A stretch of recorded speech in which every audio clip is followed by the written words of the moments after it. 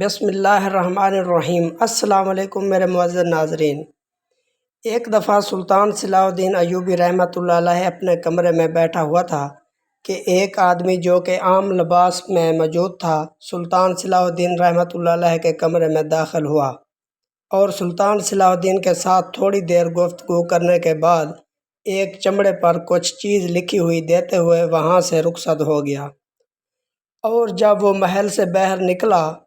تو اس کو نہ ہی کسی نے جاتے دیکھا اور نہ ہی کسی نے آتے دیکھا۔ تھوڑی دیر گزرنے کے بعد سلطان صلاح الدین ایوبی رحمۃ اللہ علیہ نے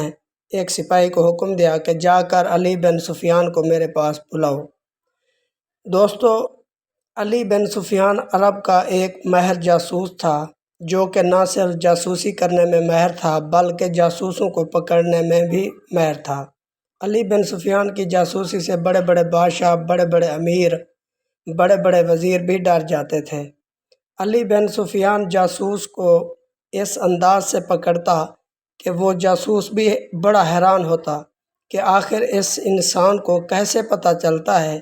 یا اس کو جاسوسوں کی بو آتی ہے۔ دوستو، یہاں آپ کو علی بن سفیان کی عقل مندی کا ایک اور واقعہ سناتے ہیں کہ ایک دفعہ جنگ کے دوران سلطان صلاح الدین ایوبی رحمۃ اللہ علیہ کے پاس 3 غریب اور مظلوم بن کر آئیں۔ جب سلطان نے ان سے پوچھا کہ تم کون ہو اور میرے پاس کیا کرنے آئے ہو تو انہوں نے چینی زبان استعمال کی اور سلطان کا ایک سپاہی ان کی زبان کو جانتا تھا، لہٰذا سلطان کو سپاہی نے بتایا کہ حضور، یہ لڑکیاں کہہ رہی ہیں کہ ہمیں عربی زبان نہیں آتی اور یہی کہہ رہی ہیں کہ ہم مظلوم ہیں، ہم سلطان کی پناہ میں آنا چاہتے ہیں، ہمارے پیچھے دشمن ہیں۔ سلطان صلاح الدین ایوبی ان کی چال میں پھنس گیا، لیکن جب علی بن سفیان کسی کام سے واپس لوٹا تو جب ان لڑکیوں کو دیکھا تو فوراً ان کی آنکھوں سے پہچان گیا اور سلطان صلاح الدین ایوبی رحمۃ اللہ علیہ کو کہا کہ اگر آپ مجھے اجازت دیں تو میں ابھی ان لڑکیوں کو غدار ثابت کر سکتا ہوں۔ سلطان نے کہا، وہ کیسے؟ علی بن سفیان نے کہا کہ آپ سپاہیوں کو حکم دیں کہ ان تینوں لڑکیوں کو تمام درباریوں کے سامنے حاضر کریں۔ سلطان کے حکم پر جب ان تینوں لڑکیوں کو سلطان کے سامنے حاضر کیا گیا تو علی بن سفیان نے بلند آواز میں سب کے سامنے کہا کہ ان تینوں لڑکیوں کو ننگا کر کے ہمارے وحشی سپاہیوں کے حوالے کر دو۔ جب یہ بات علی بن سفیان نے کہی تو ان تینوں لڑکیوں کے چہرے کا رنگ اڑ گیا۔ ان تینوں جاسوس لڑکیوں نے فوراً اٹھ کر کہا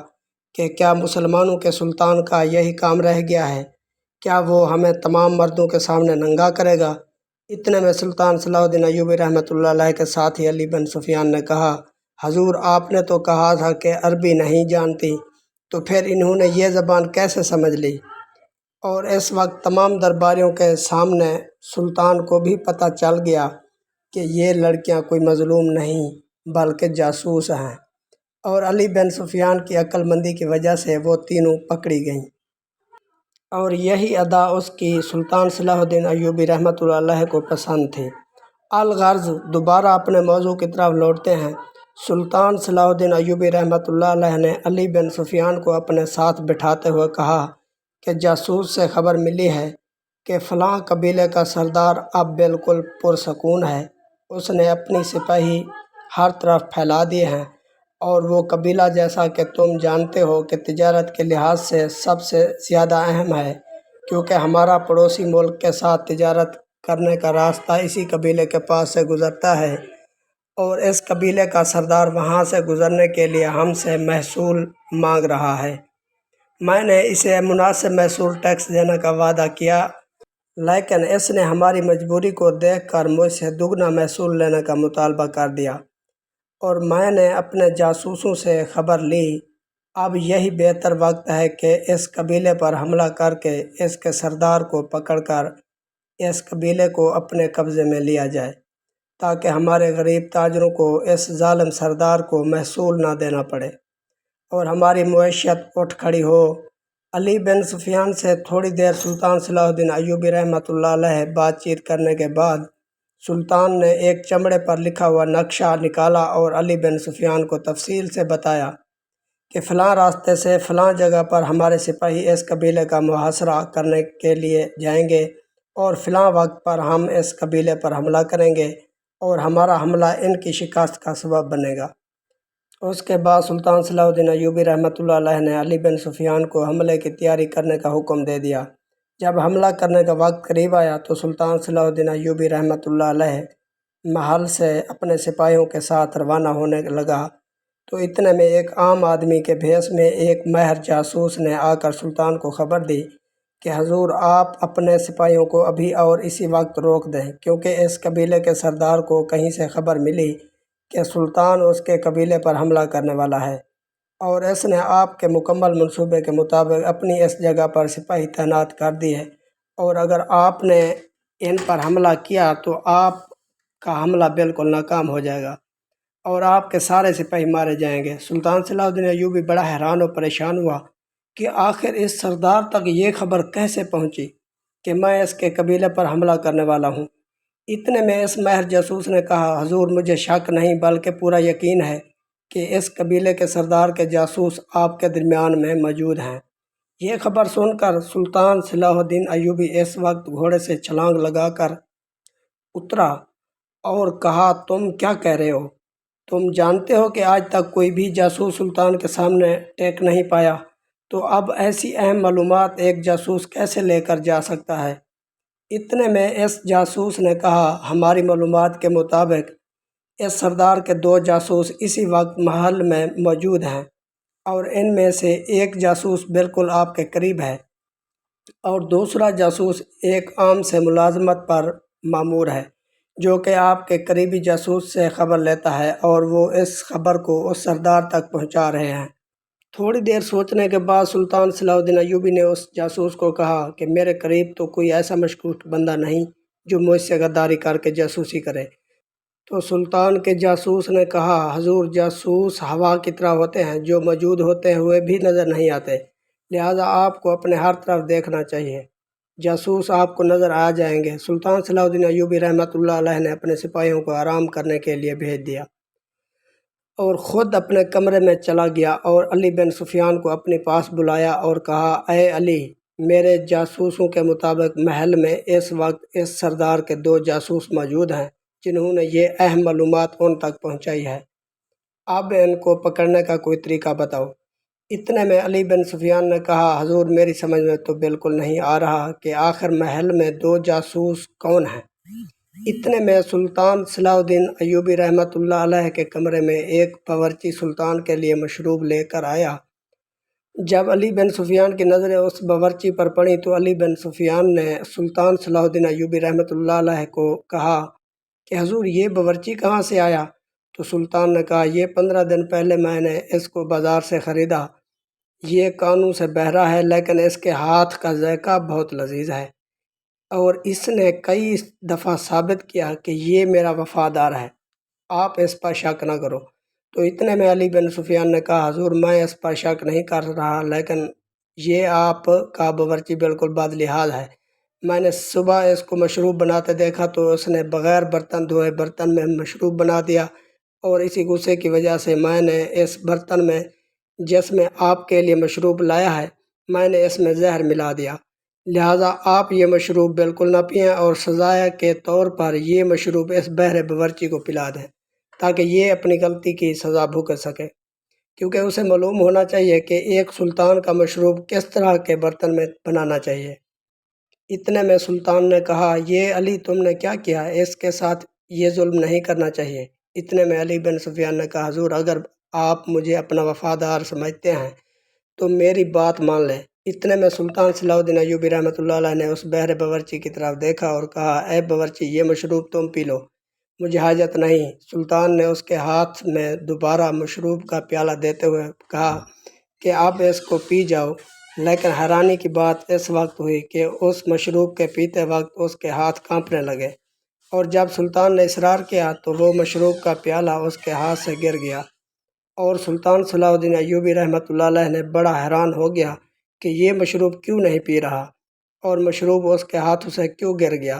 تو علی بن سفیان نے کہا، حضور یہی وہ جاسوس ہے جو آپ کی معلومات قبیلے کے سردار تک پہنچا رہا ہے۔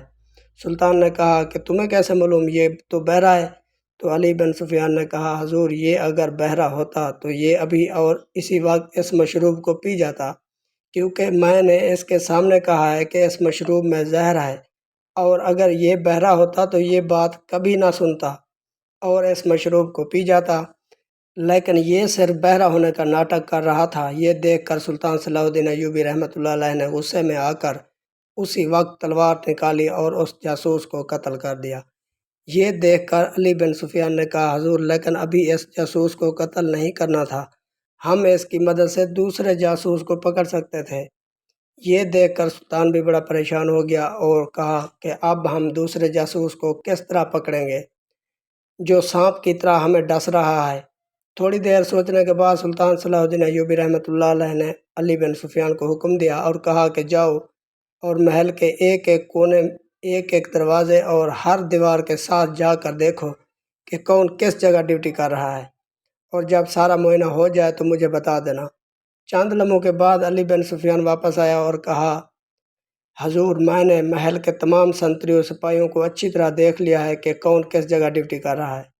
اس کے بعد سلطان صلاح الدین ایوبی رحمۃ اللہ علیہ نے محل کے صحن میں تمام سپاہیوں کو حتیٰ کہ دروازے پر جو موجود سنتریوں کو بھی اپنے سامنے بلایا اور کہا کہ ہم فلاں قبیلے پر فلاں جگہ سے فلاں وقت پر فلاں طریقے سے حملہ کرنے والے ہیں، تم سب تیار ہو جاؤ۔ کچھ سپاہی محل کی حفاظت کے لیے رکیں گے اور باقی ہمارے ساتھ چلیں گے۔ جب سلطان واپس اپنے کمرے میں آیا تو علی بن سفیان نے کہا کہ حضور یہ آپ نے کیا کیا؟ اب یہ خبر تو ایک پرندے کی طرح اڑتے ہوئے اس سردار تک پہنچ جائے گی، کیونکہ ابھی بھی ایک جاسوس ہمارے درمیان موجود ہے۔ سلطان نے کہا کہ میں بھی تو یہی چاہتا ہوں۔ آپ سلطان صلاح الدین ایوبی رحمۃ اللہ علیہ نے علی بن سفیان کو کہا میرے کہنے کا مقصد یہ ہے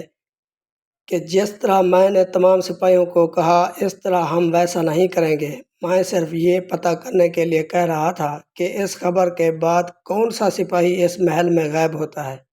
جو بھی سپاہی محل میں غائب ہوا وہی دوسرا جاسوس ہوگا۔ اور سلطان کی سوچ کے مطابق تھوڑی دیر میں جب علی بن سفیان نے دوبارہ محل کا معائنہ کیا تو ایک سپاہی وہاں سے غائب تھا۔ سلطان سمجھ گیا کہ یہی غدار ہے، لیکن اس کے بعد سلطان صلاح الدین ایوبی نے علی بن سفیان کو حکم دیا کہ ابھی اس جاسوس کی کچھ نہ کہنا۔ اب سلطان صلاح الدین ایوبی رحمۃ اللہ نے علی بن سفیان کو کہا کہ وہ سردار سمجھے گا کہ میں فلاں جگہ پر حملہ کروں گا، لیکن ہم ویسا ہی حملہ کریں گے جیسے ہم نے پہلے منصوبہ بندی بنا رکھی تھی، اور جب وہ سردار وہاں